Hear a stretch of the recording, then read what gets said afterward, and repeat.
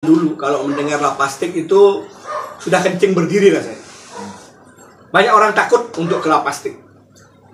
Tidak ada yang mau ke lapastik Bangli. Mereka lebih memilih ke lapas yang lain, jangan ke Bangli lapastik. Itu ternyata cerita yang diceritakan sangat mengerikan dan sangat membuat merinding mendengarkan.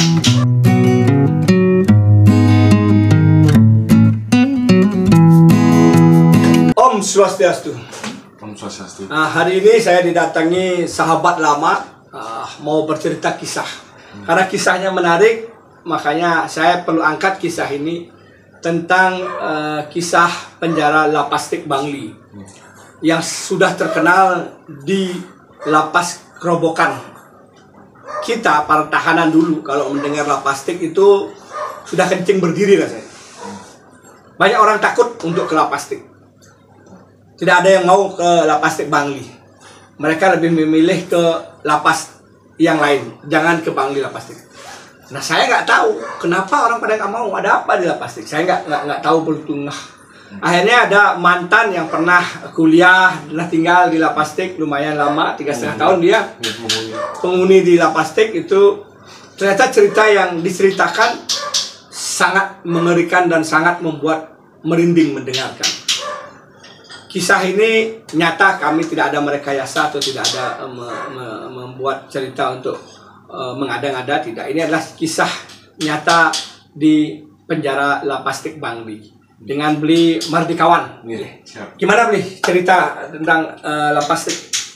Siap sekali untuk semua, banget udah diberikan kesempatan yang untuk menceritakan pengalaman kisah hidup yang selama di Lapastik setelah yang sempat tinggal di LP Kerobokan. Berapa tahun dikena itu ya?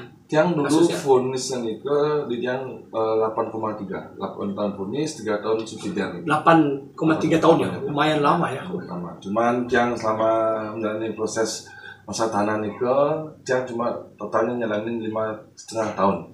5 tahun 5 bulan. Karena ada remisi-remisi. 1 minggu lah kendala.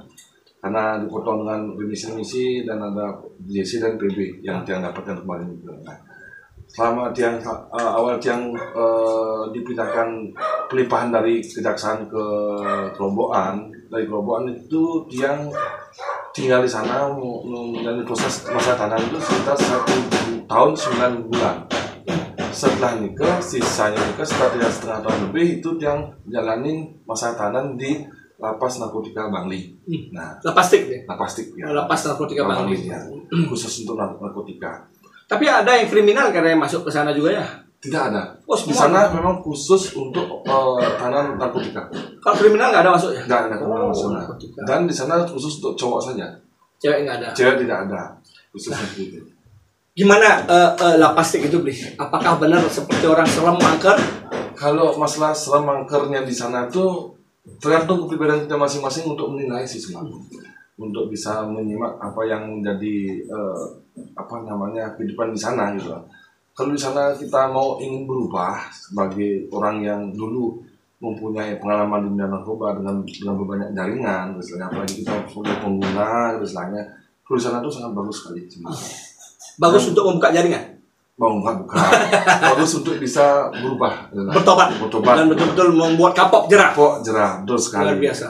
Betul sekali nih. Jadinya di sana tuh memang betul-betul kita ingin merubah diri kita yang sebenarnya kedepannya menjadi lebih baik. Saya mau tanya, apa bedanya yang di Lapastik sama di Kerobokan? Karena kan merasakan juga yang di Kerobokan. Kalau di Kerobokan di sana kita masuk ke Kerobokan, di sana tuh karena penghuninya banyak gitu, masa tahanan banyak dan sana nyampur, ada kriminal, ada macam tindakan pidana lah yang di sana. Gitu. Jadinya kita di sana kemungkinan ikut terpengaruh oleh teman-teman di sana. Gitu. Kalau di Lapastik Bangli yang pengalamannya dia, gitu, di sana itu kita tuh betul-betul dibina dengan baik. Kita berikan sebuah keadaan yang lebih positif di sana. Itu pun kalau kita mau betul-betul fokus dengan apa yang diarahkan di sana gitu. Banyak sih teman-teman yang saya dengar gini, mohon maaf nih, Lapastik itu ketat ya, tidak seperti lapas-lapas yang lain. Sangat ketat ya, sangat ketat. untuk berinteraksi dengan keluarga pun dibatasi. Betul sekali. Untuk bertemu dalam penjara itu untuk bisa keluar bebas dari tahanan sel pun dibatasi jamnya. Tidak seperti di LP Kerobokan yang saya tahu bisa panjang waktu untuk kita keluar. Di sana berapa jam dikasih waktu? 2 jam. Pada waktu yang di sana, yang terakhir ini saya terakhir aja. Sebelum pandemi nih, Pak Jero, di sana nih memang besukan tuh ada setiap hari. Cuman paling batas waktu paling kalau salah 30 atau sampai 1 jam ya, 30 menit kayaknya. Setelah itu kita nggak boleh ketemu, dan untuk bisa komunikasi dengan keluarga itu ada sistem video call melalui PC yang ada di lapas wartel itu kita boleh menghubungi keluarga tuh hanya 10 menit. Berapa keluarga boleh? Maksimal 5 keluarga inti. Maksimal 5 keluarga inti. Ya, betul sekali. Jadi selain itu nggak boleh? Nggak boleh lagi. 5 orang, 10 menit aja per orang. Dan tahanan di situ penuh, padat sehingga tidak bisa tidur, harus berdiri gitu ya tidurnya. Harus duduk. Tidur bisa, cuman agak berdesakan. Harus duduk. Kadang-kadang kondisinya kita tuh sangat-sangat jaraknya mepet banget gitu. Jadi kalau kita nggak kuat, paksa kita duduk. Paksa kita duduk tidurnya. Ya, kalau kita nggak kuat. Tapi kalau kita masih kuat dengan sempitan begitu itu dipaksa-paksain bisa tidurnya. Itu pun pasti nggak kuat kita lama-lama. Nah, itu yang membuat kalau misalkan janganlah ngambil kerjaan untuk melakukan tindakan pidana supaya tidak kita merasakan hal seperti itu lagi gitu kan. Artinya ketika di penjara Lapastik itu satu ketatnya luar biasa, berinteraksi dengan keluarga pun susah sekali. Alat komunikasi apapun tidak bisa masuk. Dan uang pun tidak boleh dipegang, tidak boleh mau pakai bekal istilahnya, belanja pun semuanya. Waktu keluar pun cuma dapat waktu 2 jam dari kamar sel itu ya, dari blok itu 2 jam, dan itu digembok lagi. Betul. Terus ada kerajinan penampilan yang saya dengar dan saya lihat banyak orang-orang Lapastik itu menghasilkan hasil kerajinan gimana? Begini Pak Jero, di sana kan memang kita diarahkan, gitu Bang. Kita diberikan kegiatan yang positif, yaitu kita bisa menyiapkan bekal buat diri kita sendiri untuk di saat kita nanti bebas, kita nggak sampai minder untuk kembali ke masyarakat gitu lah. Di sana kita diarahkan, dibina, membuat kerajinan berupa kebun, bokor yang itu bahan dasarnya dari koran bekas. Nah, dari koran bekas itu nanti ada satu tempat namanya di Giatja namanya, itu di sana itu diberikan keterampilan tersebut, menciptakan sebuah lapangan pekerjaan di sana. Oke, berarti bisa merubah dan betul-betul kita tidak seperti. Jadi harapannya buat siapapun saudara saya ada di luar yang masih menikmati udara segar, janganlah berbuat kejahatan atau apalagi memakai narkoba, karena ketika memakai narkoba dan dibawa ke Lapastik, di situ hukuman yang betul-betul penjara sangat-sangat tidak bisa merasakan kebebasan. Karena di situ penjara yang sangat ketat, mendidik dan melatih orang betul-betul. Ketika nggak kuat banyak orang gila ya, katanya saya juga dengar banyak orang yang gila, banyak orang yang gila, depresi. Banyak orang depresi, gila, tertekan karena tekanan yang di situ sangat berat. Dan ketika salah pun ada hukuman pun beda dengan hukuman yang di lapas yang lain.